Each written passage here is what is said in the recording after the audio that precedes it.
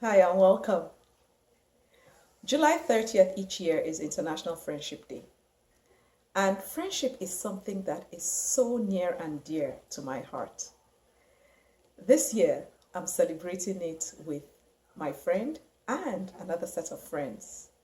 They'll be joining me in the Quip Corner to discuss one of the quips in my third book. Yes, this one. 101 quips and quotes for tweens, teens, and 20s to win with. There's quite a bit about friendship in this book, so we'll be picking one of the quips. Join us and learn more.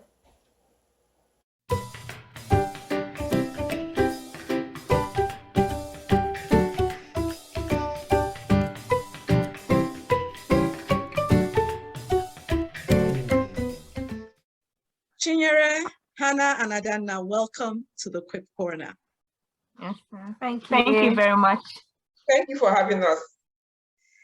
I truly appreciate this. It's wonderful to have the three of you join me in the Quip Corner as we celebrate International Friendship Day, which is July the 30th. Wow. So we're going to be discussing a quip from one of my books, actually from my third book, from this book. Okay. And it's quip 30. So I'm going to read out the quip first and then ask you ladies a couple questions. Friendship is something that's really near and dear to my heart. So this quip says, the quality of friends you have is more important than the quantity of friends you have. So what do you think about that? And anybody can start. Well, I agree 100 to that quip, in the sense that when you have so many friends, and you just have people with different characters, people that their values does not align with your values, you just keep adding, you just keep stocking up friends, you just keep adding up friends, to your life. People that don't add any value to you, people that, water you down, people that don't support you. I mean, there's no point having a lot of people, a lot of people that, cannot support your dreams, that their values does not align with yours. I rather have one person, I repeat, I rather have one person that, supports me, that understands me, that is ready to help me grow. I rather have one person that understands my value, that, that is just generally. So I totally, support that quip that says the quality is better than quantity. Anyways, even in all areas, I must say quality is over quantity for me. I don't know. Well, what on our way here, we're actually discussing this in the car, and I was just telling her that we're just talking about it. And well, for me personally, obviously I support it 100% because by my own kind of lifestyle alone, I, you can't find me among so many people.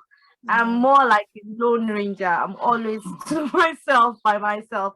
And I was just telling her that the only point I have that came to my head for this topic is the fact that I know people say the more the merrier, but when it comes to friendship and anything that has to do with emotions, the more complicated. That's just the way I see it. So definitely quality over quantity any day, anytime. Yeah. Because when you have more than one friend, when it becomes three, it's just the crowd, really. Really, she's laughing because she knows what we're discussing in the car. When it's more than two people in the friendship, it's just a crowd. And we're just saying, and I was saying that I don't think when you have more than one friend, you can love all of them the same way. You can love them the same way. You can give them the same attention. So it's just better to have that one person that has a similar goal, a similar mindset. It doesn't really have to be similar, but you like understand me each and other. Wumi, we're really not similar, but we truly understand each other. That's the word, understanding. And we go to only each other for each other's business. So it's not like there's now a third person in the picture, then then there will now be gossip, or there will be jealousy, or they'll be giving one person more attention than the other, and it just gets more complicated. And and I just feel, for me, your life will just be complicated because you'll be trying to please everyone. So what's the point? Drama. Yeah. So thanks for your perspective, and I do share your views that the more complicated it can be. And the point is genuine, particularly based on the type of person you are and the way you see life. I like to, when I saw this tweet, what came to my mind was a Bible verse in Proverbs chapter 18, verse 24, that says that the man of many friends, as a friend of all the world, will prove himself a bad friend. And he goes on to say, but there is a friend who sticks closer than a brother. In a particular translation, it says, a man of many friends will come to ruin.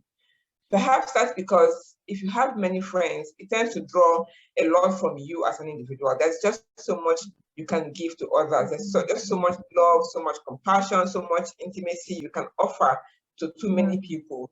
And that can tend to drain you emotionally, drain you financially, drain you physically, because there are just too many. However, if you have that close friend that's just close than a brother, then you're sowing a lot more into the life of that person or those few people that you call close friends.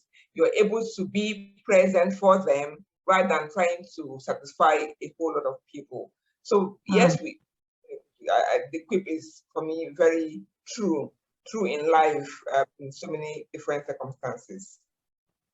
Yeah, and just based on what she said, even Jesus Christ, he had the 12, then he had the 3, the Peter, John, and he had the 1 as well. So even when we look at Jesus Christ as an example, as a perfect being, he still had his favorites. Yeah, he had the 12, he had the 3, and he had the 1. Yeah.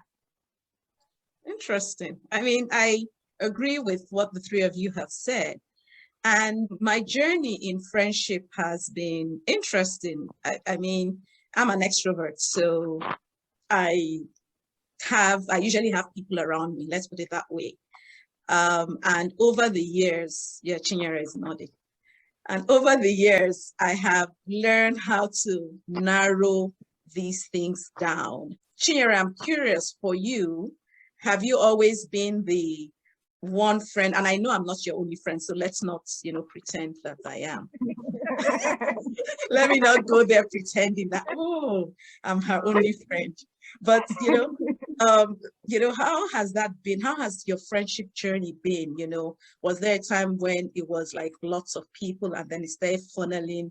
Or are you one of those people who picks a friend for a season and then you move to another friend for another season, depending on what season of life you're in? Or do you have one friend right through the different seasons? What has your friendship journey been, Chinyere? Well, to start with that, just to say that so I'm different from you, completely different, because I'm an introvert. And I would say, and I wonder how we're friends. I wonder that. I'm wondering what I cook with you, but let's not go there for now. I would just like to say that the fact that you have a lot of people around you, that doesn't necessarily mean that they're all your friends. So I think in life, sometimes you have people around you, but that doesn't qualify them as friends. And also, I like to tell my children, so I have adult children, I like to say that in life, you choose your friends. A lot of people can choose you as their friends, but you decide who will really be your friend. That's when we talk about quality. So then back to the question you asked, I can't categorize my style of friendship in any form. I can't give a definition, but I would say that once I have somebody who shares the same values like myself, somebody who encourages me and I can encourage the person can add value to me, I can add value to that person, then tendency is that we will remain friends. And friendship is something that deepens over time. Okay, so sometimes you start with a contact, and then over time it becomes friendship and it gets deeper and deeper and gets sustained. So it's difficult to to term it, to kind of say this is what it is. But I'll just say that sometimes you start small and you deepen it, depend on the kind of person that you're engaging with and how that person adds value and how you can add value to that person as well. So friendship is a give and take. And when you think about that quality, it's still the quality that you provide, that you offer, and the quality that you can receive. That's what deepens the friendship. Thank you. Yeah. So Adanna, Hannah, what do you think about that? What has been your friendship journey so far? Well, for me, I don't know, I would like to call myself a mix of the two. Like I'm a mix of an extrovert and an introvert, but I'm more an introvert. You know?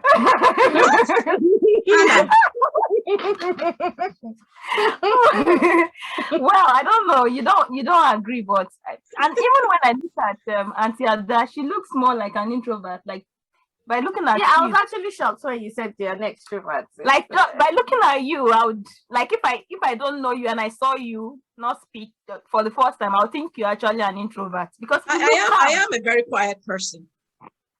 Okay. All right. Sierra is nodding because she does not agree.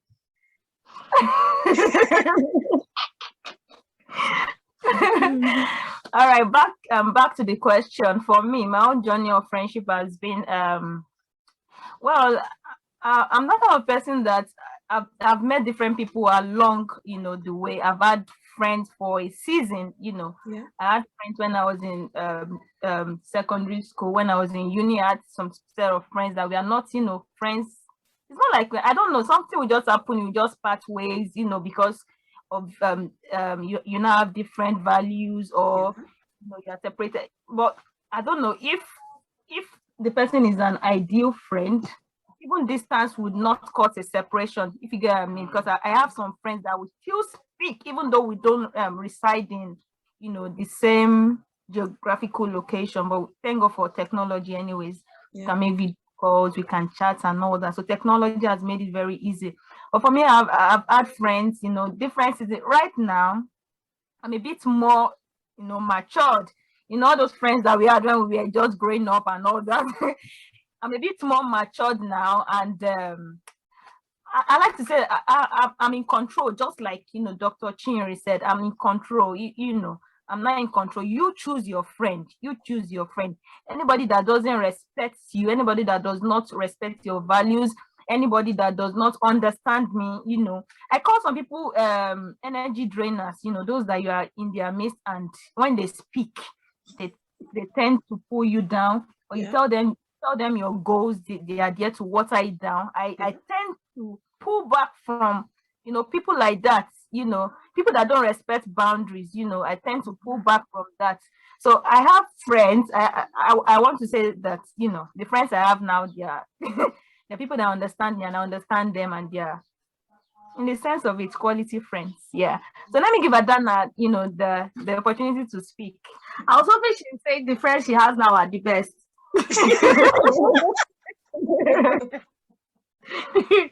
Okay. So for me, actually, mine is a bit different because from childhood I used to be this everywhere kind of person. I used to be an opposite of myself right now. So my life has actually been structured by things I've been through, basically. So I had this stage in my life when I got to my teenage, I actually didn't have any friend at all. Like that's when I became my lone ranger. So I actually did not have any friend at all, and that's just because of things that just led up to it. Then after that time, I had some friends, and among all my clique of friends, I was actually the last person to get married. So I did, and I've always had that mentality of when you get married, you shouldn't really, not like you shouldn't relate with an unmarried person, but obviously you should reduce the way you relate with an unmarried person, things like that. So I cut off all my friends because they were married, I wasn't married, and I didn't want to hear their marital problems. so then I got married, and well, I did reconnect with like maybe one or two. So those ones, thinking about this topic now, I would say are my friends. Those ones I would say are my friends, because those ones are the ones we speak to. But right now, I've only got me and just one other person. Yeah, actually not the 12, the 3. Basically, I don't think I have up to 12. But unlike Auntie Ada, that she's quiet, but she has lots of people around her. When I'm outside, trust me, I'm the life of the party. You hear my voice from afar, but once I leave that place, that's it for me. And for me, when I'm outside, I could be reserved sometimes when I'm outside. So yeah. Interesting. You know, the thing about friendship, it's just it's interesting how it evolves. And I almost wonder whether we even notice that evolution. One of the things that Shira and I have in common is a mutual friend who we tried to remain friends with. And it's still not working, right? We've been trying for a couple years. And, you know, I sometimes ask myself, and my husband sometimes is like, friendship is not by force. It's not by force. And I'm like, no, I like this person. And he's like, you know, my husband is like, friendship, you can't force somebody to be your friend. You know, Chira already said, you know, that sometimes there are people who would consider you their friends, but you are the one who determines whether or not you are their friend, you know, and things like that. So that was just part one of the conversation. We had a really, really engaging conversation. And yes, it went on. It went on for quite a bit. So I split the video so you have time to enjoy this first part, digest it, and of course, join us for the concluding part of the conversation next week, July 30th, which is International Friendship Day. Watch out for the nuggets that would also be shared then. See you again. Bye now.